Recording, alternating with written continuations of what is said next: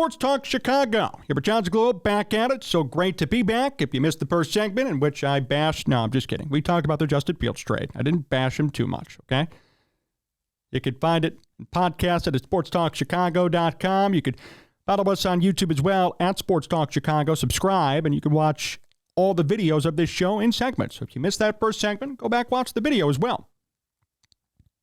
We're on all of our great affiliates across the STC Syndication Network, 101.1 Peoria Sports Radio, 98.3 The Live, WKAN 105.5 The Ticket, ACTV, JTV, WJOB, Cities 92.9 Talk FM, and our new affiliate, WROK, 1440 AM. Hello, Rockford, again. Rockford, it's good to be with you. Rockford, it's good to be in your ear holes. So happy to be here. We are so excited to be a part of the WROK family, a legacy radio station in Rockford. John Meadows directing, producing. I'm Jon Zaghloul. Thank you to all of you for this warm and exciting welcome. And we look forward to continuing to bring you great, opinionated, unfiltered, and fun Chicago sports coverage for years to come. Thank you for being a part of the STC network. And remember, as I said in the opening segment, the Rockford area, when I include the Rockford area. I know my Rockford geography. So we'll say hello to Freeport and Pecatonica, Winnebago County, and Lena. Beautiful area up there in northern Illinois near the border. And again, we're so thrilled and excited and grateful to be gracing your airwaves here every week on the weekends on WROK. So the word is Caleb Williams wound at Pro Day. That's the word online, at least. Caleb Williams had a 60-plus yard throw to end his pro day. Then he actually punted the football 40 yards, surprisingly, just for fun. Thought that was interesting. The Caleb Williams situation is going to be a fun one to cover for the Bears. And I want to talk about expectations. I want to talk about what's realistic for the Bears next year, assuming they draft Caleb Williams. What should they be shooting for, and what may be a bit of a reach, or frankly, I don't want to be casting stones here, but frankly, a bit insulting. I'll explain what that is in a second. Now, Caleb Williams is going to be projected to be the number one pick. The Bears, I think, are going to take him, barring an unforeseen circumstance. He will be the Bears starting quarterback week 1 of this upcoming season. Now, with that comes a lot of questions and a lot of expectations right off the bat. The Bears did a good job this year, this offseason already, at improving around him. They traded for Keenan Allen, which is a huge move from Los Angeles. Keenan Allen's going to be a Hall of Fame wide receiver, no question. Already has 10,000 plus receiving yards to his name. He is one of the best wide receivers in football, period. He's a Chicago Bear. Oh yeah, DJ Moore is back. One of the best wide receivers in football. The Bears have, I would say, 2 of the top 15 wide receivers in football on their team. And they'll be out there every single snap all season long. That is huge. The Bears also kind of sort of traded for a running back. Here's what I mean. Deontay Foreman left via free agency to go to Cleveland, and the Bears signed DeAndre Swift via free agency. So they essentially swapped running backs. They brought in a Pro Bowler, an amazing running back who's younger and who is, frankly, a superstar in this league, and got rid of Deontay Foreman. I'd say that's a huge win for Ryan Poles. So with those 3 weapons in general, they signed a center, too, from L.A., and they may even draft a pass rusher, maybe draft another center, too, in the draft. There are a couple of other options in which they're looking at with that 9 pick. So there are opportunities there. Point is, the Bears are making significant improvements, and Ryan Poles has his sights set on this year to win something. Not a Super Bowl. Don't worry, I'm not going to go that far. But something, i.e., 10 games, i.e., a playoff appearance, maybe even a wild card weekend win. All of those things, I think, should be and will be on the table for the Bears in 2024. Last year, at 7-10, it was certainly disappointing, although technically the Bears did improve and won 4 more games. They should have won many more. They blew too many in the fourth quarter, which we've discussed at length. But this year's going to be a real test. This year's going to be a big test with loftier expectations. And I don't think 10 wins is too lofty to set on this Bears team. I think that's a fair evaluation of where the Bears are at today.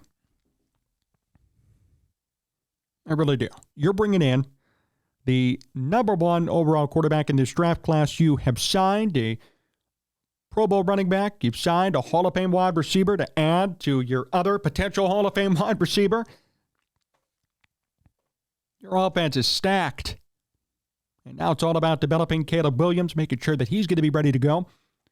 And for Matt Eberflus to actually be a good coach, because he has not proven that yet. I really was surprised at the end of the year, although I wasn't, because the Bears never fire anybody, that he got to stay. I was surprised that Eberflus got to stick around, but I'll say this about him specifically, time's ticking. And if things don't go well this year, you could see him get fired. If the Bears only win 7 games, you can't blame Williams yet because he's going to be a rookie quarterback. You can't put all the blame on him. Can't put it on Ryan Poles because, to his credit, hate to give credit to him, but to his credit, he went out and made a ton of big splashes. If things don't work out this year, Matt Eberflus is going to be the chief person that you need to blame and look at. So there is going to be a fire under Eberflus's butt to start this year. There's going to be one under Caleb Williams, too. There's going to be one on Caleb Williams. And whether it's fair or not, that's what I'm going to get into now. I saw Bears fans on Twitter crying about the Justin Fields news because they're acting on emotions and not rationality. They came out and said that if Caleb Williams doesn't throw for 4,000 yards this year, he's a bust. In fact, I think he's already a bust. That's what I saw all over my Twitter timeline the minute the Justin Fields trade news was announced. Apparently, he's a bust before he even gets drafted. Apparently, before he even suits up for a game, he's already a bust. And if he doesn't throw for 4,000 yards, so i.e., if he doesn't have the best season in Bears history for a quarterback, he's a bust. But yet Justin Fields is not a bust, and this guy can't even throw for 3,000 yards. Make that make sense, people. I'm not going to be overly critical of Caleb Williams year one, and you shouldn't be either. This is not me being a Caleb Williams apologetic. This is just the truth. We gave Justin Fields 3 years. We gave Mitch Trubisky 5 years. We need to give Caleb Williams at least 2 before I could sit here and say, oh, yeah, he sucks, he's a bust. We got to see something out of him. We have to see him actually step on the field before we could say he's a bust. We got to make sure that we at least watch him play. I think 10 wins this year for the Bears is a realistic expectation, even with Caleb Williams. And I think if they don't get to 10, there's going to be some explaining that needs to be done at the end of the year, even with Williams.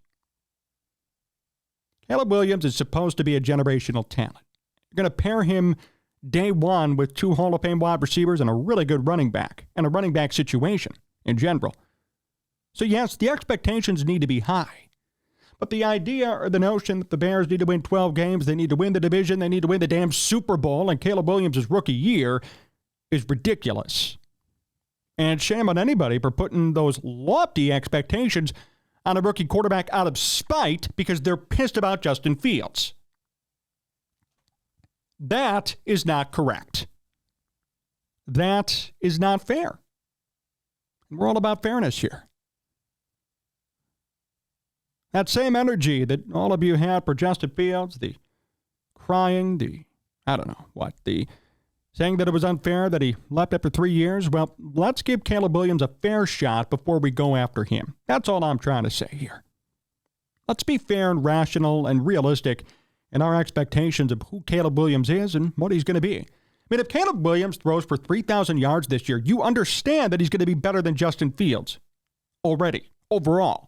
If Caleb Williams throws for 4,000, he's going to be the best Bears quarterback of all time in 1 year. Not kidding. That's the truth. So the standards in terms of Bears quarterback play and franchise quarterback play are low. If Caleb Williams could simply be an average NFL quarterback, if he could be the 15th best quarterback in football, you understand that that's going to be the best quarterback play the Bears have ever seen in their franchise's history. That's true.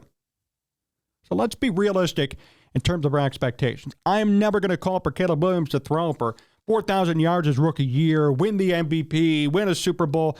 Let's watch this materialize and play out before we go to these hefty extremes out of spite on top of it. Out of spite. Not because we actually want to see growth. I want to see growth. Let's put the Caleb Williams and Justin Fields discussion aside for a second. I want to see the Bears win damn football games. I want to see the Bears actually have a halfway decent quarterback. Okay?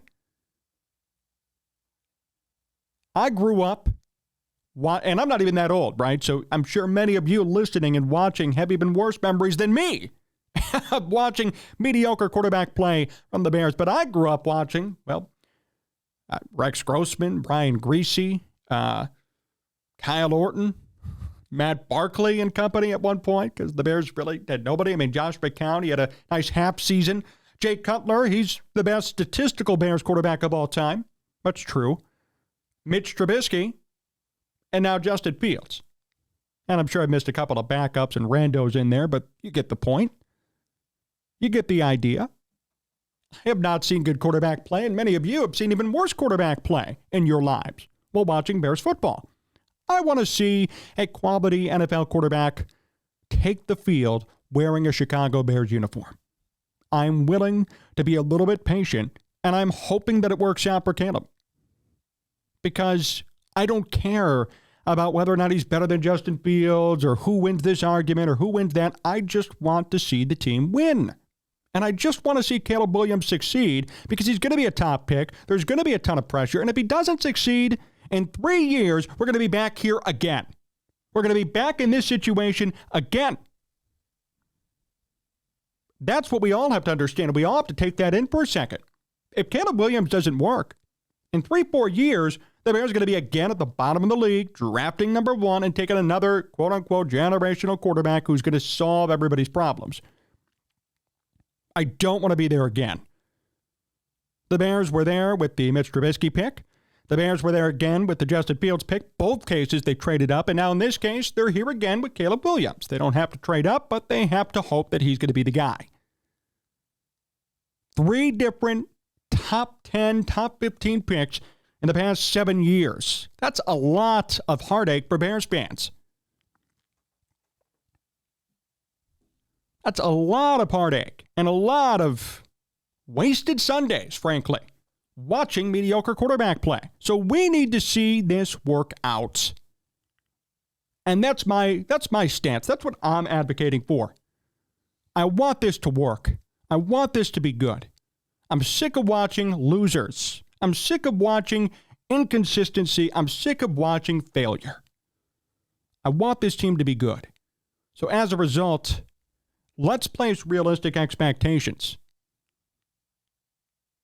on who Caleb Williams is going to be year 1 and year 2 and year 3. If Caleb Williams throws for 3,500 yards, that's a successful rookie year for me, and that's way better than Justin Fields ever did. Let's stop shooting for the moon out of spite, and let's be realistic about what we want to see out of Caleb. And this team, for that matter. This team specifically. The Chicago Bears are a storied franchise, one of the founding members of the NFL. They should not be this bad at the quarterback position. I think we can all agree on that. Something has got to change. Hopefully Caleb Williams is it. If he isn't, well, prepare for another couple of years of mediocrity, then the cycle of is he the guy, is he not the guy, then another cycle of, oh, they need somebody new.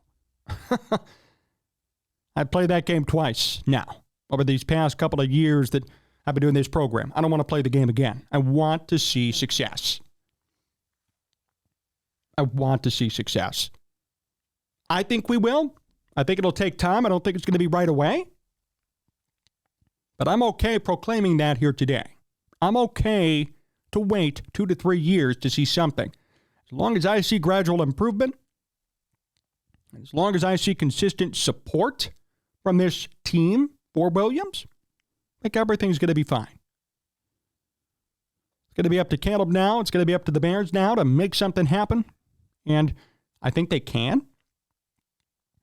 Just a matter of having everything work out and not placing unrealistic expectations on Caleb Williams. Don't hate Williams or place expectations on him because you're mad about Justin Fields. Caleb Williams had nothing to do with Justin Fields leaving. Justin Fields had everything to do with Justin Fields leaving, because if he was that good, he would have stayed, and there'd be no discussion about Caleb Williams coming in and taking the starting role. So if you're really angry about the Justin Fields situation, blame Justin Fields. Caleb has nothing to do with it. He's never even played an NFL field before. He's going to come in and do his best. We have to give him the opportunity to do his best. That's the key. That's what we need to look for.